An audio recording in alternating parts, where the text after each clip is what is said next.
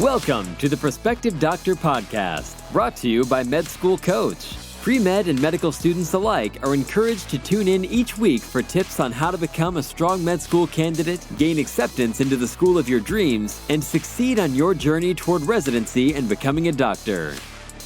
Welcome back. This is Chase DeMarco from the Medical Nemesis Podcast, filling in again.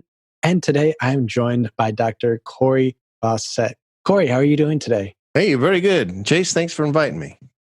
Thanks for joining us. We have a lot of interesting material to talk about here because not only are you a private practice general surgeon, you're the author of several award-winning books related to doctor's guides, so to speak, such as The Doctor's Guide to Starting Your Practice Right and The Doctor's Guide to Eliminating Debt, as well as others. So you have a lot of guidance for doctors and, in this case, future doctors. I'm actually not practicing anymore. Retired from my practice not long ago. And I decided that in my second half of my life, what I wanted to do instead of treat patients was help doctors improve their position financially and have a better life at home. And that starts clear back in medical school. So I took a new path. I don't consider myself retired. I consider myself repurposed. And now I have a new mission. I like it. I didn't realize that you're no longer practicing, but congratulations on the semi-retirement / alteration of direction. Yeah, some of the internet police don't think I've retired because if you're still writing books or you're doing podcasts, they think, hey, you're still working. What are you talking about? But this is a completely different way of life, completely different job than taking call, covering emergencies, doing surgery, and working in the middle of the night. So it feels retired, even though I still have something to do. It's nice to have a purpose in life. Agreed. There's nothing more fun than creating content, in my opinion. Yeah, I really like that. I would have never thought, if you asked me 10 years ago, would I ever write a single book? I would have said, are you kidding? I don't write. But here I am having, I just published last month my 5th book in this series with 2 more coming down the pike currently. So you never know what the future holds for you. And your books are very popular in the physician community. It might not be as known in the medical student community because they haven't quite reached that point where they're thinking about certain things like their finances and starting a practice. But these are also topics that are very relevant to student plans going forward and some topics that they should really know a little bit more about and some resources to utilize in the future. So I'm glad you're here to discuss these for the audience. If I think back to my time in medical school, I can't really remember that I was up to reading some book that wasn't required by my current course.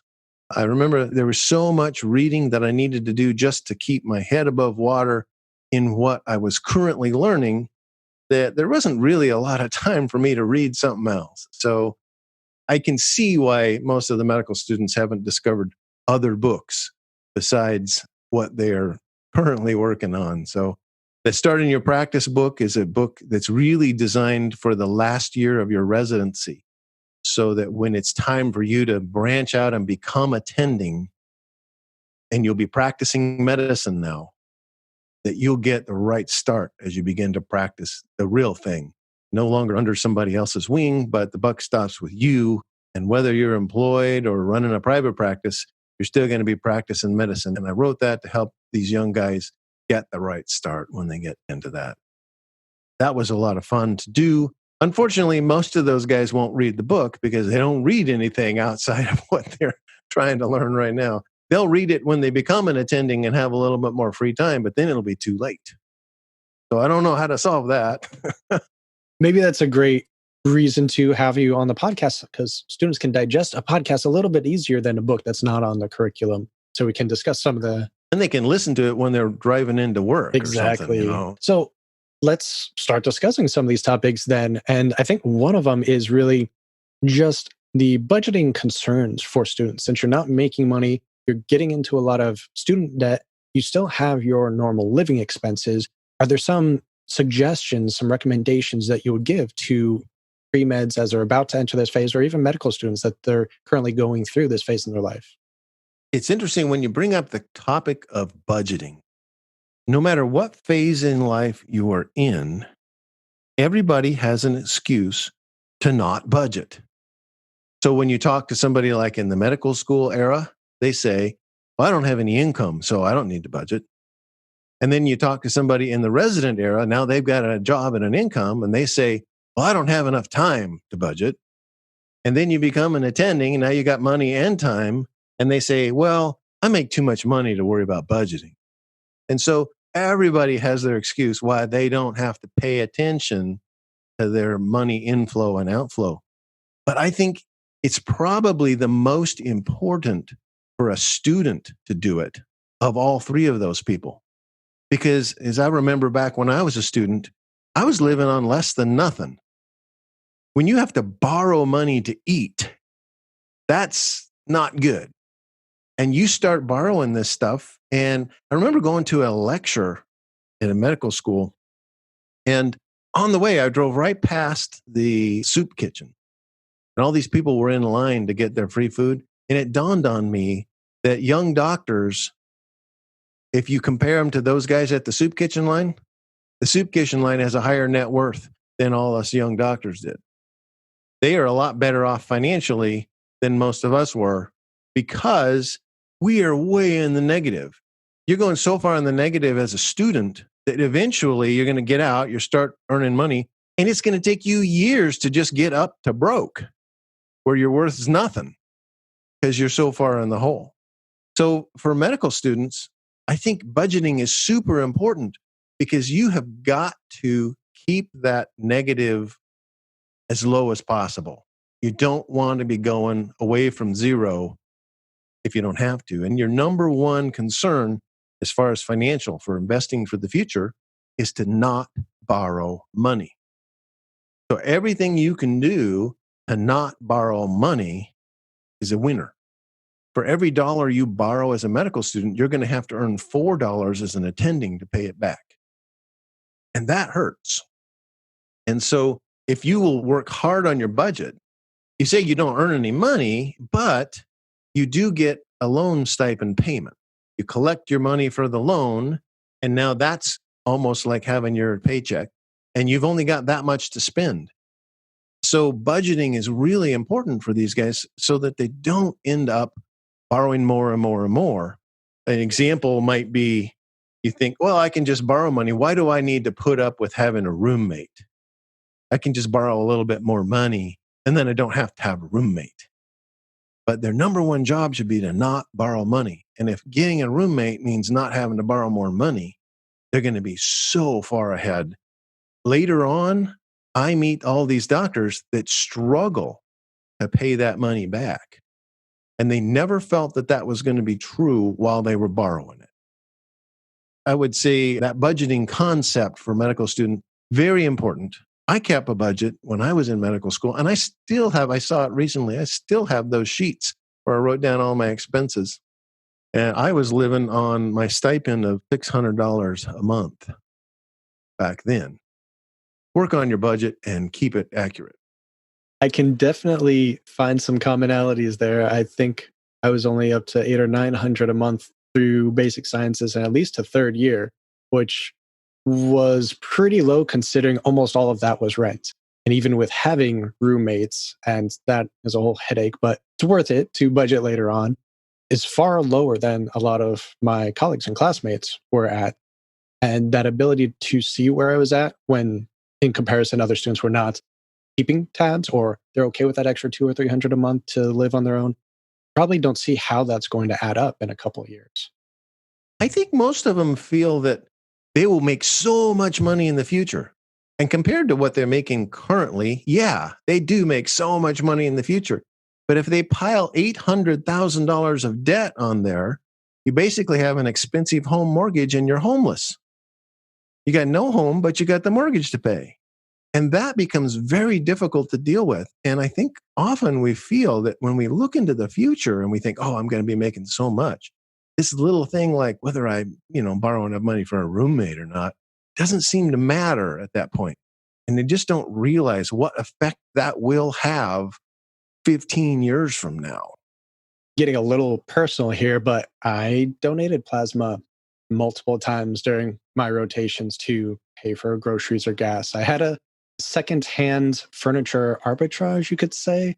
taking stuff here, fixing it up, because it was the only thing I could do in my spare time while I was still studying and doing clinical rotations. I had plenty of friends that they had newer vehicles, so they could do something like Lyft or Uber. My vehicle was too old and didn't qualify for that. So there's different options out there, but it also is something a lot of students don't want to consider because it's going to take away from their study time. So do you think there's any good way to balance, especially when you can't see the future consequences of this building debt in relation to how much time you're utilizing now? Is there any advice for just avoiding the pitfalls of getting into debt that you could think of? One of the things that I talk about in my book is Debtabetic neuropathy. And it's a new term that I use for doctors. And by the way, I sold plasma too when I was, I didn't know that was a thing until I was a starving medical student. And I thought, oh, what? They'll pay me just to go sit there and stick my arm out? I'm in, So what happens with Debtabetic neuropathy is if you think back to the time you first borrowed money, it was probably as your freshman year in college, you might have borrowed something. And that first time you were just maybe a little bit scared about, that's a lot of money, the first time you did it. And then by the end of the year, nobody came at you. Some big dude with a bat didn't show up wanting the money back. And you didn't have to make any payments. It was just all deferred till later. So next year, it became even easier to borrow the money. Oh, okay. Yeah, I'll just throw another batch on the pile. And then the next year, it was easier. And then each year, you're just throwing, I'll just throw some more on the pile. It won't make any difference. It doesn't seem to matter how big the pile gets. I can deal with it later. And so you get this numbness to debt. Debt doesn't mean anything to you anymore. And that's what Debtabetic neuropathy is. Many medical students maybe don't know what neuropathy is. Diabetic neuropathy, which is what this is a play on words for. But that's what diabetics get, numb feet. And then those numb feet, you don't know if you got an injury on your foot. And then the injury can get worse and worse without you noticing it. And pretty soon you could actually lose your leg. Diabetic neuropathy could cost you your leg. And Debtabetic neuropathy can cost you a lot more than that. Some people end up financially in a position where they commit suicide or they have burnout or they get divorced. I mean, it's a very expensive problem. Doing things that remind you to avoid this Debtabetic neuropathy and things like, for instance, we talked about a roommate. You want to have a roommate so you can cut your housing bill in half. But what about things like how you eat? It's super convenient just to pop into the cafeteria at the hospital and get lunch. But if you instead took your lunch is a whole lot less expensive if you made it, and it's probably a whole lot more nutritious. You're going to get quickly walking through the cafeteria and grabbing something fast. So little things like that. Another one is buying a car. You mentioned your car wasn't good enough for an Uber, but there are a lot of medical students who would then say, oh, well, I probably should have a better car. And so I can just borrow more money on my student loans and get a car. Borrow 20 grand and get a car. But the thing is that 20 grand, you're going to have to earn 80 grand to pay it back. Is that car really worth $80,000 to you? If you begin to think in terms of what this is really going to cost me in the long run, then you can begin to think about ways to avoid adding to the debt. So when I was in school, I had a scholarship to Stanford for my undergraduate. And so I got out of Stanford with only $6,000 of debt. And then I went to medical school and the scholarship was over. I had to pay for everything and I had to borrow money to do it. And that first year, when I had to borrow more money, I borrowed in 4 years of college and I saw 4 more years coming down the road. This is going to be a problem. I decided to join the Navy. And I went through the rest of medical school on a naval scholarship so that I didn't keep going in the hole. But I was thinking about it. Had I not been thinking about it, I'd have just kept borrowing the money. And I think medical students just got to think that this money is going to cost me way more than I think it's going to cost me in the long run. And if you just keep that in mind, 4 to 1, you're going to have to earn $4 to pay off every dollar you borrow. Those dollars start getting expensive. At Med School Coach, we know that getting into medical school is hard. In fact, 60% of pre-meds who apply to medical school don't even get accepted. And if you want to get accepted into a top medical school, It's even harder. It's a complicated process, and even students with great grades and MCAT scores get left out. That's why more students than ever are turning to Med School Coach for admissions advising. Our advisors are all physicians and former admissions committee members, so they know exactly what medical schools are looking for. One-on-one admissions advising from Med School Coach makes all the difference. Our expert team will help you develop a game plan, prepare your application, edit your essays, and coach you for interviews. Every pre-med has a story, and we'll help you tell it so you can stand out from the crowd. Visit us online at medschoolcoach.com and use offer code PODCAST10 to save 10% up to $400 on a Med School Coach admissions advising package. You can achieve your medical school dreams, and Med School Coach can help. And I think there are simpler things you can do with sort of lifestyle modifications and how you look at your personal purchases, your car, buy something that's quite a few years old, buy it used, pay cash, get something with good mileage, or your diet, buy and cook your own food. But at this day and age, it's pretty much impossible for most medical students to do anything about their actual student tuition. It's just too much. And the loans, unfortunately, 6-7% for a lot of the, I forget if it's the private loans or which ones, which that's almost twice as much as the interest rate you're paying for a house. And that doesn't really make sense to a lot of students yet. When I say you've got to avoid debt, you're trying to do everything you can to keep that number small. Because yes, some medical schools now cost north of $50,000 a year just for tuition. There's no way you're going to not be able to, unless your parents are footing the bill, you're not going to be able to do that without borrowing money. So you are going to be forced to borrow some money. Your job is to keep that number as small as possible. So like you mentioned going and donating plasma. Every time you donated plasma, if they paid you $20 and that was $20 you didn't have to borrow, that's $80 you're not going to have to earn as an attending to pay it back. So in reality, when you think about one little thing you did, like say a $20 plasma donation, I don't even know what they're paying nowadays, but I think they were paying $20 when I did it. A $20 plasma donation, in reality, you just made $80 tax-free. And so that's the way to think about it. Yes, you're going to have debt. There are some medical students who get through without debt. I helped put my kids through college with no debt. We covered the debt. But if you don't have wealthy family, I didn't come from a wealthy family. My parents, lower middle class, they did not have the money to pay for all that stuff. I had to come up with it through borrowed money. But I was thinking, oh man, I don't want to borrow that much. And so I was looking for ways to keep it down. And then, I found the Navy as one of my options. There are lots of options.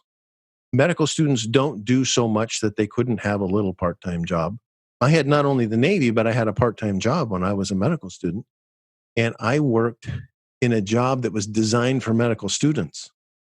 And I was the answering service for a local clinic in the evenings from when they closed at, 5 o'clock until midnight. And then they turned it over to a regular answering service. But between 5 and midnight, they had a medical student man the phones so that if somebody called, I could just reach over and pull out the chart and read information to the doctor that was on call right out of the charts. Because as a medical student, I could do that a lot better than just the service hired. They even brought somebody in. But I actually went right into their office and sat in their chairs and answered the phones up until midnight and was able to help the doctor by looking in charts.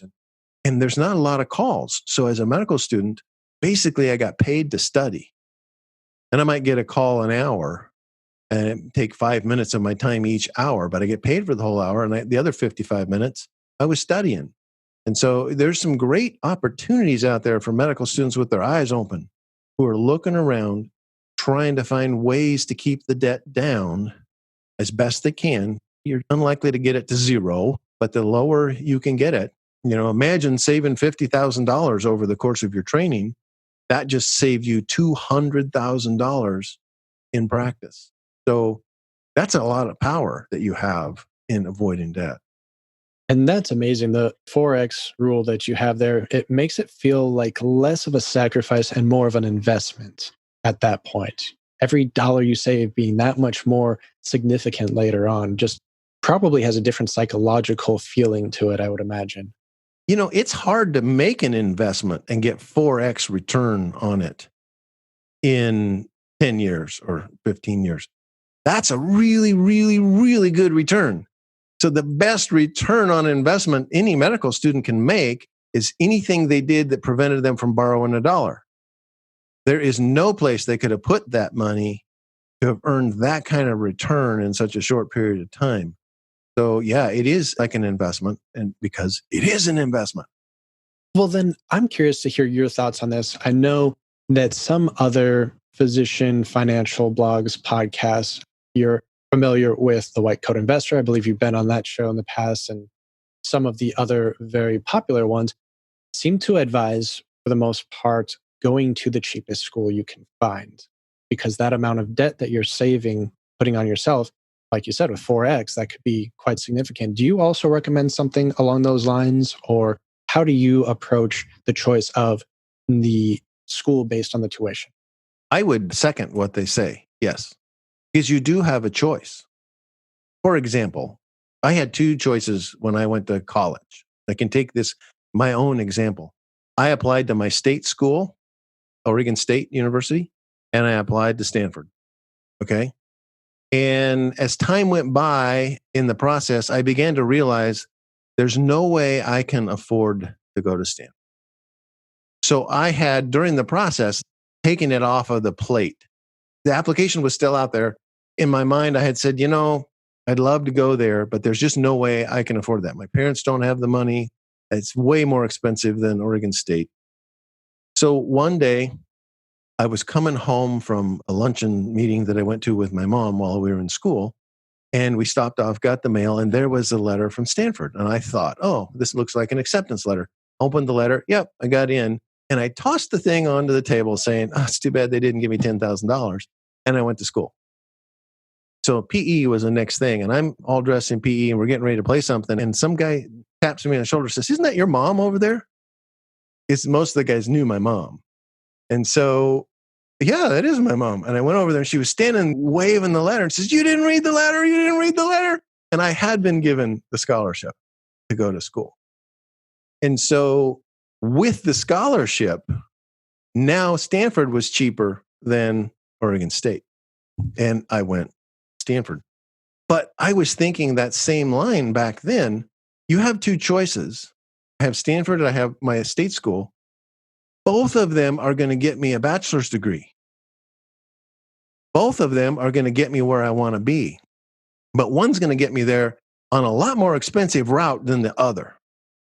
Do I really need to pick the more expensive one? Am I really going to get my money's worth from the more expensive one? Now, you can forward that to today when I talk to many attendings who have their kids in private school. And I literally have talked to people who have a second grader. They are paying more in tuition than college students pay. And my comment is, do you think your second grader is getting a college level education from that private school? Because they're paying college level numbers. The answer is no, they're not. We need to think about that when you're applying for medical school. If you've got choices, like you have a medical school in your home state, you best be applying to that one. Because if you can get through with $10,000 a year in tuition instead of $50,000 a year in tuition, that's $40,000 times 4 years, $160,000 times 4. You're talking a huge amount of money difference when it comes to what you're going to have to pay back because you went to that school. So choosing a less expensive school when you have choices, I think is a very smart idea. To avoid applying to your own state school is a mistake. Because if you get into it and it's way cheaper at your state than anywhere else, you know what they call the guy who graduates from that school? Doctor. So it doesn't matter what school you're going to go to. There are very, very few people who it will matter if they have a diploma that has a prestigious name on it. And those are usually people who really want to make a career in the research and academic fields. It may make a difference early on, but I can tell you, none of my patients ever cared what school I went to. They cared that their friends liked me and their friends said, you got to go see Dr. Fawcett. He'll fix you up. That's what they cared about. They didn't care that if I paid a lot of money to go to school or if I paid a little money. They just cared that I was a doctor. And for 99.99% of us, that's what's going to matter. Get your degree, not where you went. There's very, very few doctors who the place you went to school is going to actually make an influence in your life.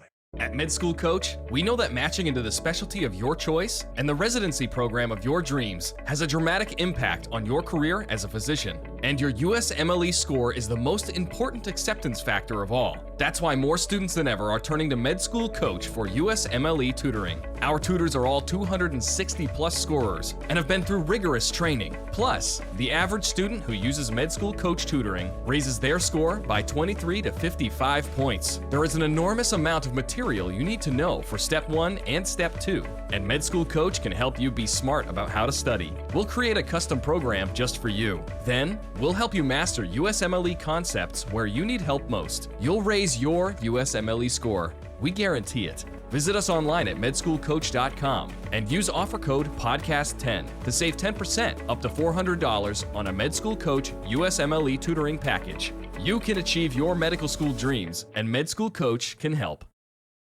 Well, this has been some great information so far. Do you have any other bits of information regarding just student debt that you feel would be vital for our audience? Houses. Let's talk about houses for just a second. A lot of medical students are married and their spouse works. And so they have this thing in America that everyone thinks you got to own a house. So these married medical students are thinking they got to buy a house. If they didn't then, when they go to a residency and they start making money, they think they got to buy a house, got to buy a house. Don't want to waste money on rent, got to buy a house. And I would say, go back to the same thing. The dollars you borrow are going to be very expensive. And medical students and residents have absolutely no business buying a house. I'm just going to make that a hard, fast rule. Do not buy a house. Okay?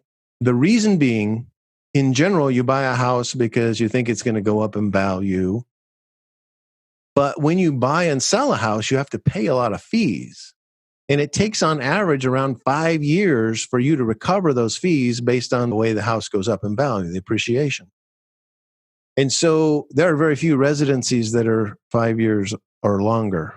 There are very few medical students that go to 5 years or longer medical school. So it's not a good thing. And when you go to leave, you're leaving medical school and heading to your residency, you don't want to have to be trying to sell a house at the same time you're trying to go to your new residency. When you leave your residency and head off to your new attending job, you don't want to be trying to sell a house or at the other end trying to buy a house at the same time you're making all these changes. If you're renting something, and renting is the best short-term alternative, and medical students and residents are someplace for short-term, should be renting. If you're renting, you just turn in the keys and leave. You got a new rental at the place you get there, you just get the keys and you're done. But it's a big process to buy a house. And once you've actually finally settled down, this is the town you're going to live in, and you've been there for a little while, and you've been attending for 2 or 3 years, now's the time to buy a house. And now you'll know what part of town you want to live in. You don't have to be rushed. You can just wait for the one that comes up. And when you finally see the one you want, you'll make the deal, and then you'll just turn in your keys from your rental and you move into the other thing. It is so much nicer. You just got to get it out of your mind that you need to own a house. You do not need to own a house until you've been an attending for 2 or 3 years. That will be the first time you should even be thinking about looking for a house to own. So that would be one huge thing. And the other tip I would give you is to say that treat debt as a problem, not a solution. I think too many medical students see borrowing money is the solution for them. But when attendings have those loans, they see it as a problem. I see attendings and they're having trouble paying these debts off because back when they were getting the debts, they thought their debt was a solution to a problem. But the reality is the debt is a problem. And you're just postponing the real problem hitting you until later. And when it does, it's going to hit you pretty hard. So keep in mind, debt is not your solution. It is your problem. And you're trying to minimize the effects that problem will have on you. That is some great advice. That might be the title for this episode right there. Debt is not a solution. It is a problem. Yeah. And then read my book, The Doctor's Guide to Eliminating Debt, and it'll help you get your mindset right about how debt is. Debt is a problem, not a solution. And I was just going to say, we can find these on Amazon, I'm assuming, but you also have financialsuccessmd.com. Is that a good place to find out more information about you and your books and your other works? I have a blog that comes out twice a week. One time, it's a summary of the 4 or 5 best articles I've read that I'd like to pass on to you, and then an article that I wrote. And sometimes those articles are geared at the young doctor or doctor-to-be, and sometimes at the old doctor. If you've signed up for my blog, you'll get an email showing you that. And then when the title comes through that's not something that pertains to you, you just skip that one and wait for the one that pops up that is good for what you're doing. Because I talk to retired doctors and I talk to doctors who want to be doctors, and they have really different challenges. And so you'll get a little bit of all of that. But the thing that I want to emphasize today is just get your mindset right about debt. And what I like to tell older doctors is you got to stop managing your debt and start eliminating it. I became debt-free about 8 years after I went into practice. And the funny thing is I left residency with only about $5,000 of debt. But 3 years later, I was over $500,000 in debt. Because I saw, oh gosh, I've got all this income now. And so, gosh, everybody would loan me money and I can get all this stuff. And I've been this poor resident all this time. It's time to break free. And I was $500,000 in debt. And so it took me a little while to get all that paid back off. But we became debt free in 2001 when we made our final house payment and have been so ever since. Our personal debt is gone. And so I think just learning that mindset, America doesn't have that mindset. America thinks everything needs to be done on debt. I think you should ask people walking down the street, everyone would tend to answer you that you can't buy a car without a car loan. Cars come with car payments. And when I tell people, no, the car you can afford is the car you can write a check for, they're like stunned. No, cars come with car payments. And as soon as you finish paying the last car payment, you have to get a new car. So you have a car payment. So we have the mindset in America that debt is the way you do things. And we've got to change that. We got to stop managing our debt and start eliminating. Well, besides the financialsuccessmd.com, is there any other way that you would recommend the audience reach out to you? I have a Twitter account, FinSuccessMD, and I have my Facebook page, Dr. Cory S. Fawcett and Financial Success MD. I'm on LinkedIn as well. So any of those places are a good place to connect up with me. If you have questions, feel free to email me, drcorysfawcett@gmail.com. We can talk about whatever you need. Perfect. And we'll add those in the show notes of this episode as well. Well, Dr. Cory Fawcett, thank you so much for coming on the show today. Hey, thanks. It was a pleasure. Each episode of the Prospective Doctor podcast is brought to you by Med School Coach. To access articles, videos, webinars, and free tools to help you succeed on your journey toward medical school and beyond, visit our website, prospectivedoctor.com. We hope you tune in again next time.